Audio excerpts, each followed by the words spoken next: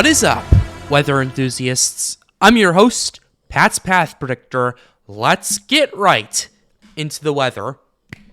Alright, so here's the situation we have for you, ladies and gentlemen. This is going to be more of an overall forecast, this video, than my normal stuff. We're not covering really any events this time, because there's not really that much going on going into the Christmas season. But what we are going to get into, though, is kind of like what we're looking at after Christmas, after the new year. What's the weather going to potentially be like? So that's the premise of today's video. We're going to kind of be giving you a winter forecast, since I've been seeing a lot of videos from like David Schlotthauer and a bunch of other YouTubers that are doing this. And I figured, hey, I'm looking at all the evidence. I just took dynamics. Why don't I try it for a change? So we're going to go ahead and do that. Here's the first thing we're going to go ahead and take a look at. We're going to go ahead and look at some climate models. This is the CFS climate model right here. We're going to show you the 500 millibar height anomalies, because that's where the jets are. Well, not the jets that fly, but the jets that, like the subtropical polar jets, the stuff that really a lot of people focus on during the winter to see what kind of severe weather or what kind of winter weather we're looking at. Then we're going to go ahead and go to the main sea level pressure, look at those anomalies, and then we're going to look at the precip, and then kind of go a little bit more short term and kind of give you a forecast towards the end of what maybe like the next 10 days will look like, kind of to give set a tone for what we're looking at like for the rest of the winter. And since the winter solstice is also coming tomorrow, I figured this would be the perfect time to kind of get this out. So without further ado, I know I've been talking for the last minute and 50 seconds, so we'll go ahead and jump right into this. Here's what we have going on right here. This is the 500 millibar geopotential height anomalies right here. What typically these anomalies mean are the reds are higher than average heights, and then the blues lower than average. In layman's terms, what it means is the reds are basically indicative of a stronger than anticipated jet, and the blues are indicative of a weaker than anticipated jet. So that's all there really is to it, at least for right here. And as you can see, for much of January, we're going to go ahead and go back to North America to give you an understanding of this.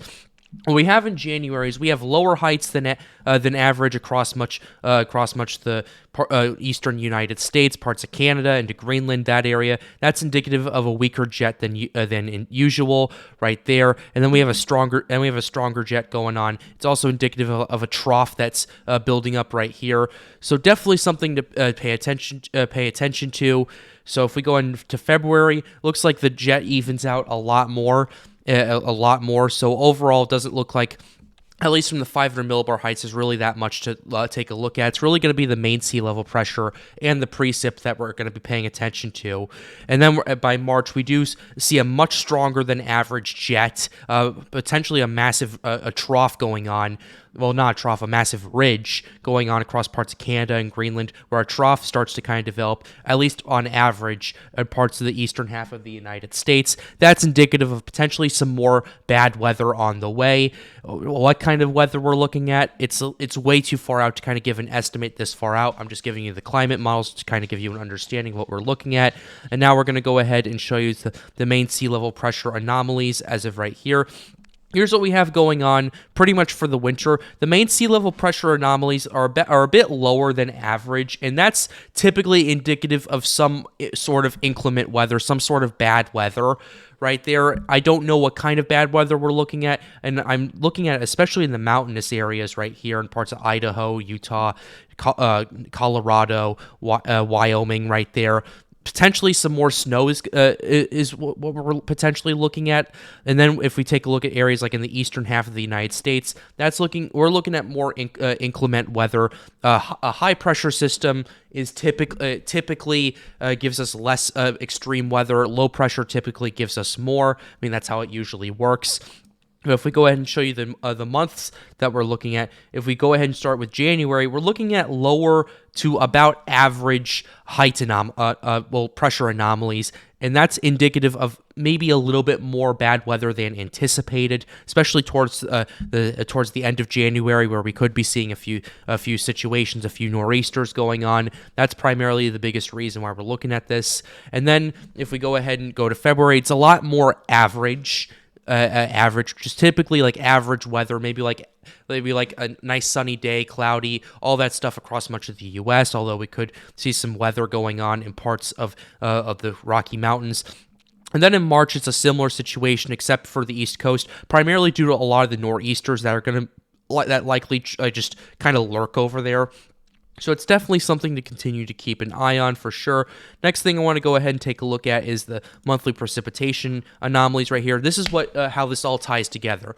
This is how the lower pressure, that's how the main sea level pressure and 500 millibar heights kind of all align together. This is what it really equates to, and I was kind of building you guys up to this. So for those of you who are still around here, watching me get through all that stuff, here's what we have going on.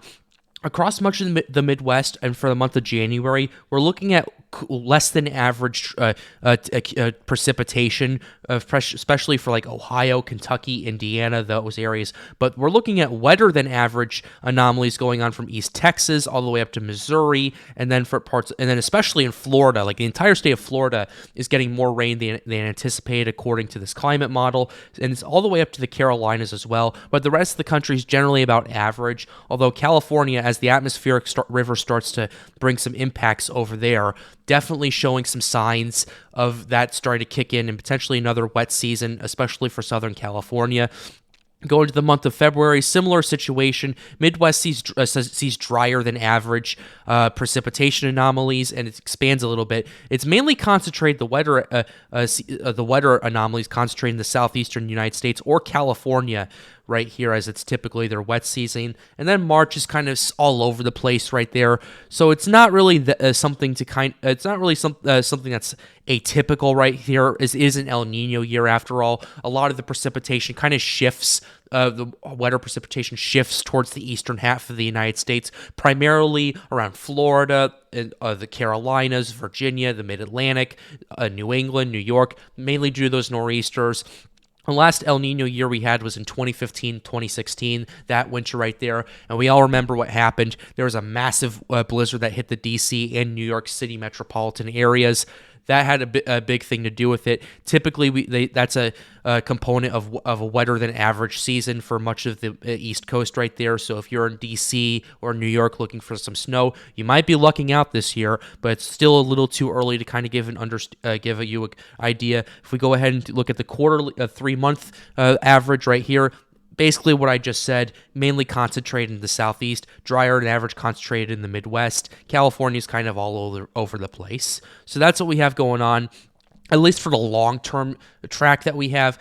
What I want to take a look at now is kind of the short-term situation. We're going to show you a few models of the temperature, some precipitation that might be falling, like the reflectivity, and kind of some other things we need to take a look at least for the short term. We're going to be using the European, the GEM, and the GFS for kind of like our short-term forecasts, just to see what this winter is going to kind of set up and kind of give us a trend on what we're looking at.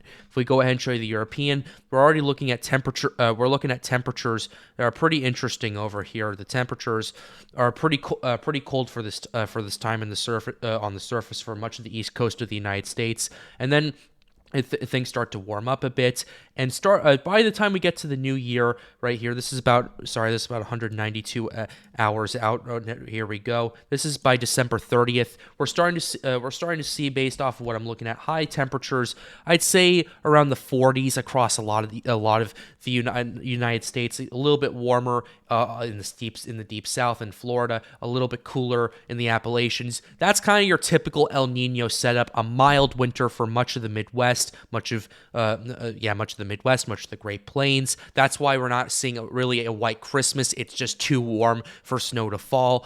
And that's kind of the tone it's really going to be kind of setting for the next few months, at least for the temperature. If we go ahead and show you the convective stuff, we're going to go ahead and show you the precipitation that might be going on. We're looking at a potential mid-latitude cyclone system that does bring some severe weather into the deep south, starting around Christmas time. Actually, we're looking at some weather going on, a lot of heavy rain for sure. I'm not 100% sure if this is severe or not, but we'll have to pay attention to it.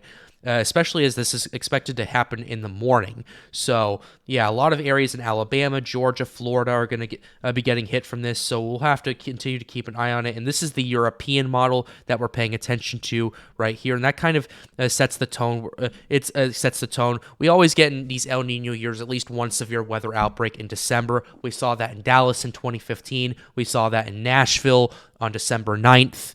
So we'll have to continue to keep an eye on it as time continues to go on. Well, rather Tennessee. But in the meantime, we're going to go ahead and show you the GEM model right here. We're going to start with our temperatures as usual to kind of get an idea of how this is going to trend. And typically similar to the European, although a little bit warmer by the time we get to Christmas. Christmas time, according to what we're looking at right here across much of the Midwest, across the parts of the Great Plains. So a little bit warmer than what we were anticipating with the European, and then things start to cool down a bit more as we get into the late December 30th to 31st.